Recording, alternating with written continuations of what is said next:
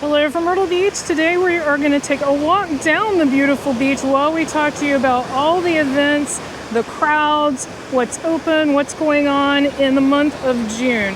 Hi, I'm Carmen. If you're new here, we cover everything Myrtle Beach and the surrounding area. And if you're a return viewer, welcome back. We're so glad to have you with us. It is a gorgeous, gorgeous day today. And it's a perfect day to take a walk on the beach. We've got the Skywell and the boardwalk to our left, but we're going to go down here near the hotels and talk about everything you need to know if you're coming to Myrtle Beach in June and what it's really like in June here. So there's a couple of obvious things, but I've still got to state them because we're talking about June. This is when the crowds start picking up. Now, it is not as crowded as Memorial Day weekend. It's not as crowded as 4th of July week. July in general, July I'd say is where our crowds peak. And also, it's not quite as hot as July and August and early September. It's hot, don't get me wrong, but it's not quite as hot. So those are a few things to keep in mind. So even though it is pretty warm and crowded, it's not the same level as the rest of the summer. So if you're looking to get to the beach, that might be your better time. Also, sometimes you can get some better rates. There's no cheap rates in the summer. The best thing you can do is look for deals on, some of those booking websites, because there's no super great deals in the summer, but June would definitely be better again than July. You might be able to get some slightly cheaper rates. Also, a tip when you're trying to save money on hotels and that kind of thing is definitely book as far ahead as you can. So if you're watching this, for example, for next year, definitely book as far out as you can. That definitely helps with rates, and also recheck your rates. When we travel, we do that all the time. We recheck our hotel rates. Sometimes they drop and they don't give you the discount. You have to look for it yourself to get the discount. So as you can see, we're just now starting to get to where the hotels are, and already there are more people right in front of the boardwalk. There's usually not as many people unless you're talking like a major holiday, because there's no hotels right at the central part of the boardwalk. We're actually technically still on the boardwalk right now, but we're past that main central area. So you don't have quite as many people in that boardwalk area. So that's a little tip if you're looking for a less congested area. But, most people are just going to come outside of their hotel room and set up, which is totally normal, and that's what I would do. If I wasn't staying oceanfront, then yeah, I might look at the boardwalk as a place to go. But otherwise, I would definitely just go outside my hotel if I'm oceanfront and plop down. There are some other options here if you're not familiar with the area. Besides the oceanfront hotels, there's some nice hotels that are near golf courses if you're into that. There are some nice hotels that are by Broadway at the beach if you're more into the night entertainment, because you can still, Broadway at the beach is about an hour, is about a mile, not an hour from the beach. So you can easily pop down to the beach, have a good time, and then go back to Broadway at the beach and have all that entertainment, shopping, dining, everything at night. So there's all kinds of places that you can stay here if you're coming to the beach.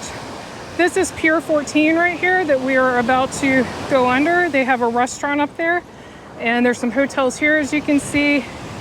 The pier goes out right here. So a few tips about crowds. And we've mentioned this before and we'll mention it again, and you may think they're common sense, but never hurts to say, especially here at the beach, people are on beach time, which means they get up later and they go to bed later, and so the crowds are much less in the morning. So if you're going to do an attraction or something, the earlier you can go, the better for that. The same thing applies to restaurants. Lunch is less crowded than dinner. Ooh, water's getting up here. And also, early lunch is less crowded than late lunch, and so on. And if you do want to go to dinner, you can get some good deals if you do early bird specials. Also, a tip that is across the board, it's not just a June tip, look for those monster coupon books to save money. They're in most grocery stores, hotels in the lobby, that kind of thing. It's not just Monster, there's Big Bucks, there's several of them. They're coupon books, they're free. And they usually give you at least a couple of bucks off of different attractions or discounts off dining, all kinds of stuff. So they're definitely worth checking out, worth looking into.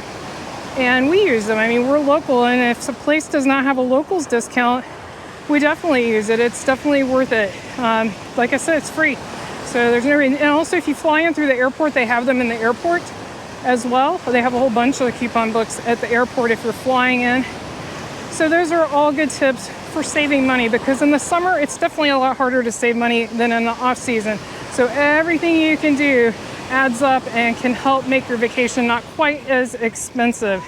So if you come to Myrtle Beach in June, let us know in the comments, and let us know how you like it in June. Is that like your favorite month to come, or do you like to come other months as well? Just leave that in the comments and let us know. I would say our favorite time of the year is probably October, maybe a little September, like mid to late September and early October. I think that's our favorite time. But you know, not everyone can travel that time of the year. And so, you know, whatever you're, wow, lots of people swimming today.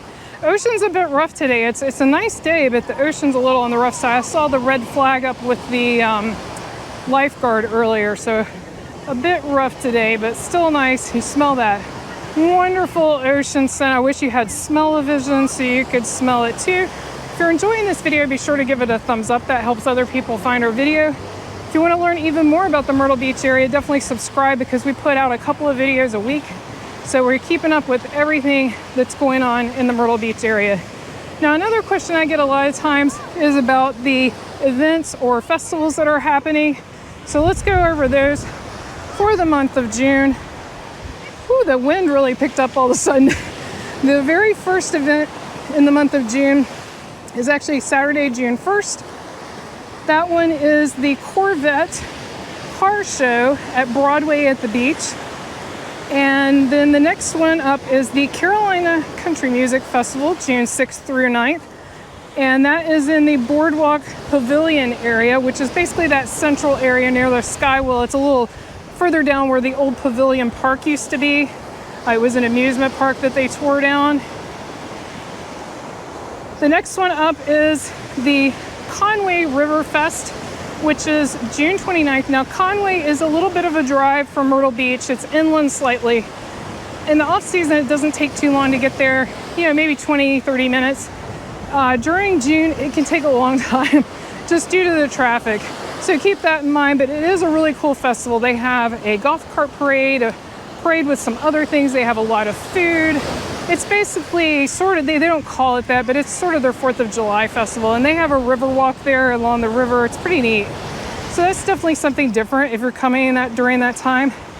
And then the Myrtle Beach International Culture Festival is at Chapin Memorial Park on June 30th.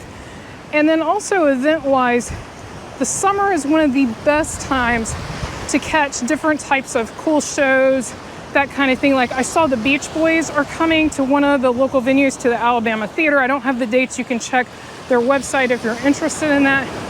But that's when they get the bigger acts, so to speak. So if you like shows, definitely check out the major show venues. There's a bunch of them.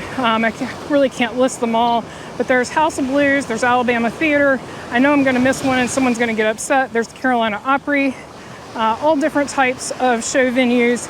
So definitely check those for different types of concerts if you're into music or would like to see certain acts.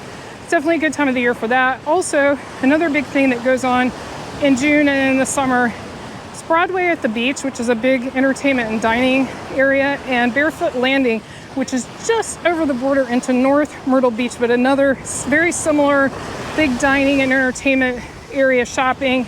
They both start having night entertainment. They have it sometimes other times of the year, but they definitely have a lot of it in the summer.